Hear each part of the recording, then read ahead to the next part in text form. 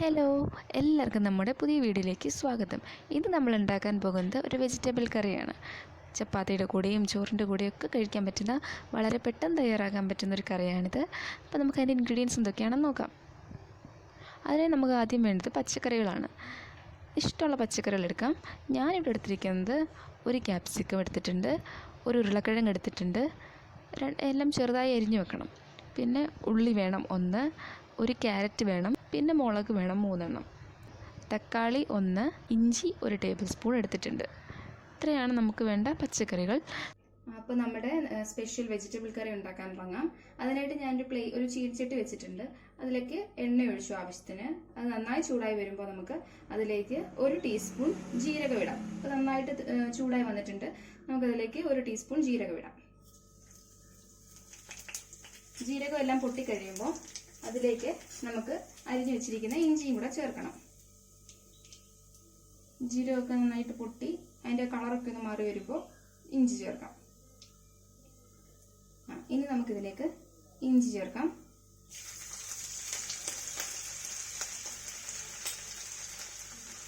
ഒരു 10 സെക്കൻഡ് കഴിയുമ്പോൾ നമുക്ക് ഉള്ളി ഇടാം.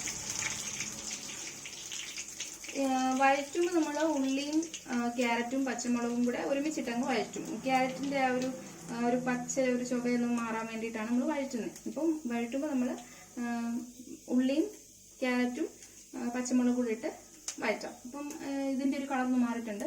ഇനി നമുക്കിതിലേക്ക് ഉയർത്തിയിടാം.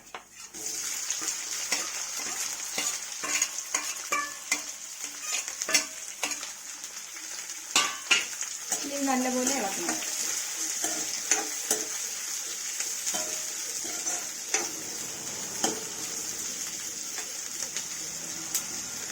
അല്പം ഉപ്പൂടെ ചേർക്കാം. വളരെ ഇച്ചിരി സ്പീഡിൽ വഴന്ന് കിട്ടാൻ വേണ്ടിയിട്ട് അല്പം ഉപ്പൂടെ ചേർക്കാം.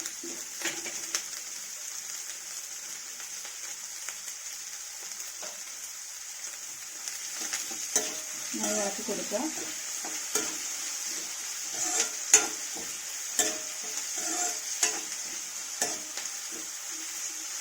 വഴന്ന് വരുന്നവരെ വെയിറ്റ് ചെയ്യാം.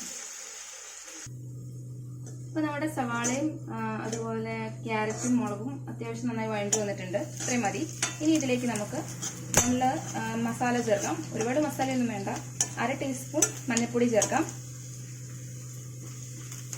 പിന്നെ 1/2 ടീസ്പൂൺ മുളക് പൊടിയും ചേർക്കാം. നന്നായി ഇളക്കുക. അതിൻ്റെ ഒരു പച്ചമണമൊക്കെ ഒന്ന് മാറി വരുന്നവരെ ഒന്ന് ഇളക്കുക.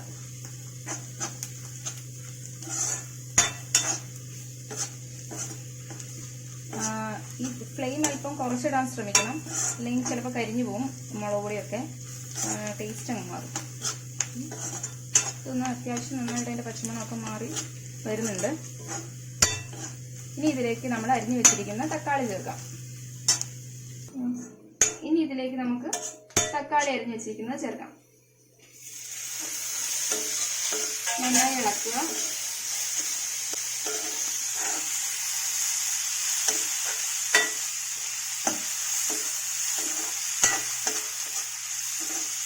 ഒരു മിനിറ്റ് വഴറ്റിയ ശേഷം അടച്ചു വെച്ച് നമുക്ക് കുറച്ച് നേരം വേവിക്കാം. ഒരു 2-3 മിനിറ്റ് മതി അടച്ചു വെക്കുന്നത്. 1 മിനിറ്റ് നമുക്ക് വഴറ്റാം.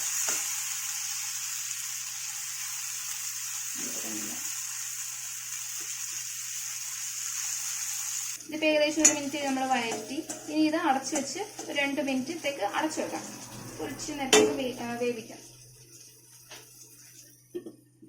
1 മിനിറ്റ് ഇപ്പോൾ 2 മിനിറ്റ് കഴിഞ്ഞ് നമ്മൾ അടച്ചു വെച്ചിട്ട് നമുക്ക് തുറക്കാം. ഇത് നന്നായി ഒന്ന് ഇളക്കി കൊടുക്കാം.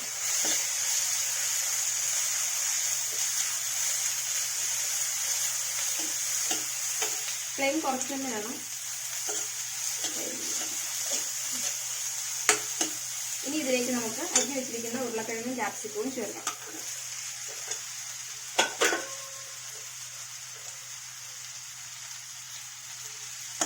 നല്ലപോലെ ഇളക്കുക.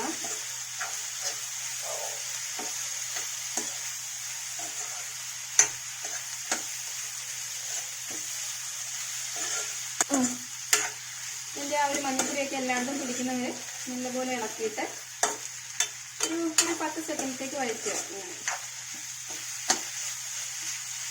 കുറച്ച് ഉപ്പ് ഇട്ട് കൊടുക്കും. നമ്മൾ മുമ്പ് കുറച്ച് ഉപ്പ് ഇട്ടിട്ടുള്ളായിരുന്നു.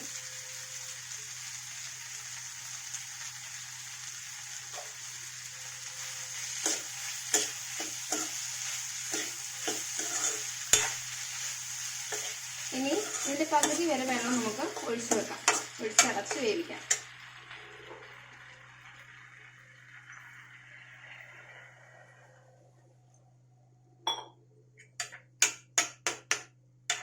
ഇനി ഇത് അടച്ചു വെച്ചിട്ട് നമുക്ക് വേവിക്കാം. ഇടയ്ക്ക് തുറന്ന് നോക്കണം വേവുന്നുണ്ടോ ഇല്ലയോ, നന്നായിട്ട് ഇളക്കി കൊടുക്കണം. ചിലപ്പോൾ അടിക്ക് പിടിക്കാൻ സാധ്യതയുണ്ട്. അതുപോലെ ഉപ്പുണ്ടോയെന്നും ഇടയ്ക്കൊന്ന് തുറന്ന് നമുക്ക് നോക്കാം. ഇനി ഇത് അടച്ചു വെച്ച് വേവിക്കാം.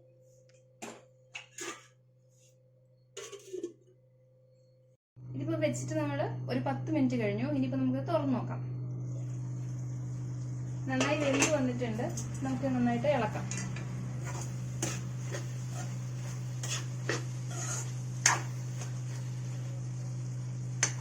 ഉരുളക്കിഴങ്ങൊക്കെ നന്നായിട്ട് ഒരു ചെറുതായിട്ടൊന്ന് ഉടയുന്ന രീതിയിൽ, അല്ലെങ്കിൽ ഒരു കൊഴുപ്പ് പോലെ കിട്ടാൻ വേണ്ടിയിട്ട്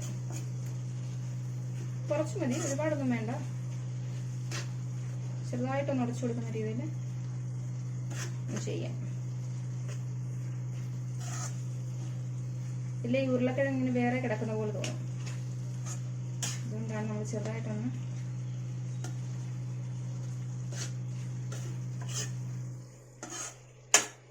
വലുതായി കിടക്കുന്ന ഉരുളക്കിഴക്കൊക്കെ ഒന്ന് ചെറുതായിട്ടൊന്ന് മുറിച്ചു കൊടുക്കുന്നത് നല്ലതാണ്.